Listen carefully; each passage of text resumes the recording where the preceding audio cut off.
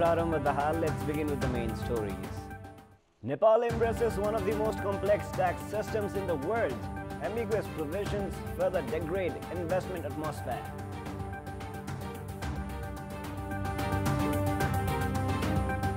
Senior leftist leader and human rights activist Padma Ratna Tuladar passes away. Tuladar's contribution for democracy and civil rights commemorated. Sri Lankan President Maithripala Sirisena issues an order for Parliament to reconvene on the 14th of November. Announcement made in a decree comes amid a political crisis in the nation. And Chelsea and Manchester City secure wins at the English Premier League. Manchester City rise to the top of the table while Chelsea follow close behind in the second position. Tihar, the second largest festival observed by people across the country, especially those belonging to the Hindu community, begins today. Tihar is also known as Yama Panchak, involving 5 days of celebration. The first day of the festival is observed as Kag Tihar. The day is observed by worshipping and feeding crows with different delicacies. Crows are considered as messengers of the god of death, Yamaraj, as per the Hindu mythology, and worshipping them on this day is believed to usher in good luck in devotees' families. An investment-friendly environment was expected to be created in the country following the establishment of the majority government. However, a report prepared by the World Bank has noted that the environment for investment in Nepal has degraded. According to World Bank's Doing Business report, Nepal dropped 5 spots in the ranking to the 110th position among 190 economies because of the failure in ensuring improvement in the taxation system. Despite the absence of political stability, Nepal was ranked 105th in last year's Doing Business report. Following the elections, majority government were formed from the federal to provincial levels. Industrialists, businessmen and foreigners had projected a conducive environment for investment. However, in quite a sharp contrast to the expectations, the environment for investment in Nepal has further degraded. The World Bank's Doing Business report has attributed the complicated taxation system as the major reason for the drop in Nepal's ranking. The government does not seem interested in ensuring improvements in the taxation system, which has resulted in degradation of the environment for investment. Despite having garnered commitments of 1.4 trillion rupees in investment through the investment summit held a year and a half ago, the government lost the trust of investors and is yet again making preparations to organize another such summit. However, complicated procedures and taxation mechanisms that obstruct the investors have yet to be improved. Businesses still have to go through a lot of complicated procedures, from the establishment of new industries to the operation of their businesses. This very situation has led to the fall in interest of domestic and foreign investors. Instead of prioritizing investment summits, it is imperative to ease the complicated taxation mechanism and address the administrative hassles to create a conducive environment for investment and to attract domestic and foreign investors. Now, senior leftist leader and human rights activist Padma Ratna Tuladar passed away yesterday. 77-year-old Tuladar, who breathed his last in Kathmandu, was undergoing treatment for brain hemorrhage at Norvik Hospital. His body has been kept at his residence in Lazimpad, where politicians, human rights activists and the general public paid tribute yesterday. According to one of Tuladar's family members, his last rites will be performed at Shobha Bhagwati this afternoon. Now, late senior leftist leader Padma Ratna Tuladar played a significant role in the political transformation in Nepal. Tuladar's active participation in Nepalese politics, with contributions in putting an end to the panchayat system to the establishment of republicanism, will always be remembered with respect in the country. Audio cassettes of Tuladar's speeches against the autocratic rule during the panchayat system were in his demand during that period. Tuladar, who spoke fire against the autocratic regime, played a crucial role in bringing public awareness regarding democracy. Tuladar, who had led the popular movement of 1990, had also served as the health minister in the government led by the first communist prime minister, Manmohan Adhikari. He had played a historic role of a mediator in redirecting the armed revolution of the Maoists to a peaceful track. Having contributed in Newari language and literature, Tuladar also led the movement for the recognition of the Nepal Sambat. Tuladar, who had campaigned for the rights of ethnic groups, languages, social classes and communities, was lately concerned about the failure in the implementation of the rights ensured by the Constitution. Tuladhar campaigned for public rights, democracy and human rights throughout his lifetime. Contributions of Tuladhar, who led numerous campaigns, will forever be remembered.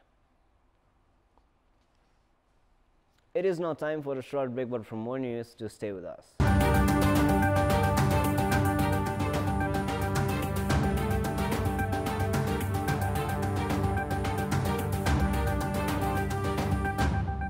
Nepalese have been using different identity cards for a variety of official works related to the government and non-government purposes. Many are often confused and submit ID cards of a wrong person when it comes to very sensitive purposes, which is attributed to the non-digital paper-made ID cards.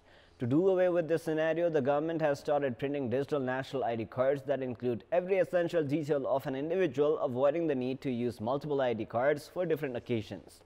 The scheme is, however, coming into effect after 8 years since the government enacted the plan in this regard.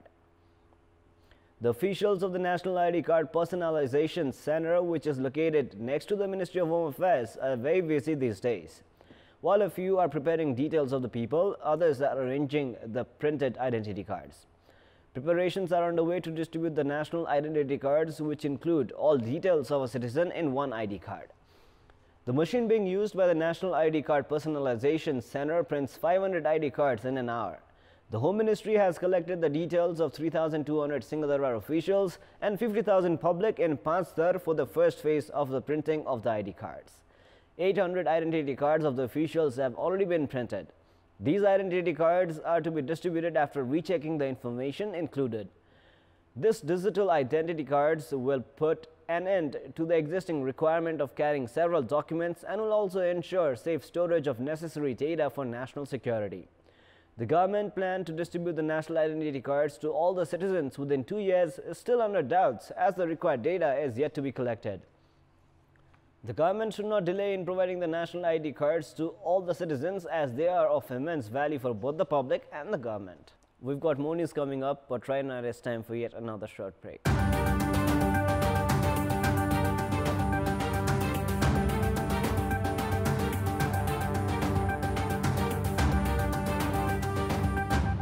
Kantipur is known as a scenic commercial center in the country's eastern hilly region.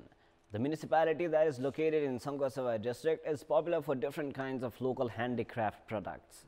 The production of handicraft products bearing cultural and traditional significance, however, has been declining in the municipality in recent times. In this context, we had asked the local residents what needs to be done to revive Kantipur's reputation as a popular producer of handicrafts. Let's take a look at what they had to say.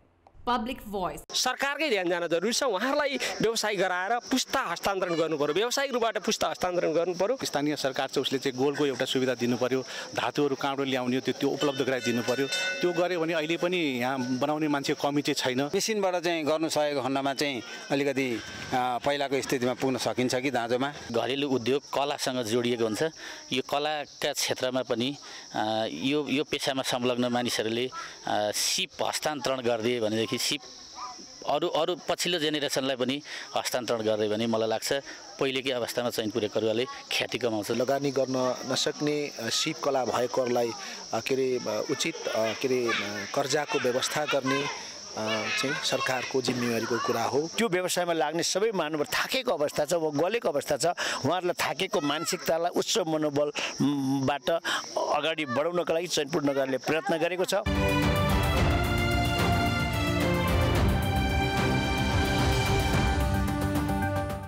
It is now time for a segment Public Pulse, where you text us with your opinion. Public Pulse. The question is, what do you term the land under police ownership being encroached? Your options are A, political backing. Option B is lack of interest from police. And your final option, option C, is consequence of lax in law implementation. The voting is on. You can type NEWS, select your option A, B or C, and then send it to 34001 to share your opinion with us. With this, let us move on to some sports news. Sports news. Chelsea have risen to the second spot at the English Premier League table after securing a 3-1 win over Crystal Palace in the match played at Stamford Bridge last night. Alvaro Morata netted twice before Pedro sealed a 3-1 win as the Blues continued their unbeaten start to the Premier League season. Morata opened the scoring for Chelsea from close range in the 32nd minute at Stamford Bridge. Willian thought he had doubled Chelsea's lead moments later, but he was ruled offside by the linesman. Andros Townsend then equalized for Crystal Palace in the 53rd minute with a low drive into the corner. Spanish striker Morata then put Chelsea back in the front thanks to a fine finish from a tight angle. Pedro then wrapped up proceedings, striking home a pass to Wayne Hennessy with 20 minutes left. In an earlier fixture, Manchester City cruised to victory over a sorry Southampton side to return to the top of the Premier League table.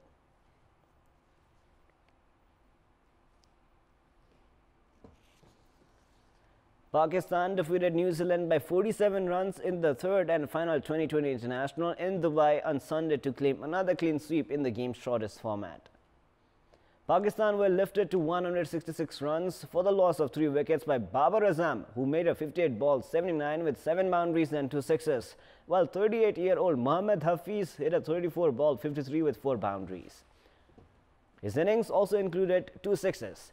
When on 48, Azam became the fastest player to score 1,000 T20 international runs in just 26 innings, beating India's Virat Kohli's record by an innings. Leg spinner Shadab Khan took 3 wickets, giving away 30 runs as New Zealand were bundled out for 119 in 16.5 overs. And now before we wrap up, here's a look at the top stories one more time. Nepal embraces one of the most complex tax systems in the world. Ambiguous provisions further degrade investment atmosphere.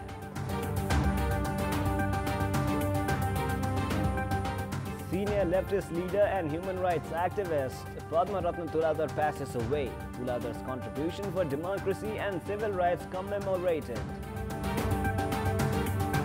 Sri Lankan President Maithripala Sirisena issues an order for Parliament to reconvene on the 14th of November. Announcement made in a decree comes amid a political crisis in the nation.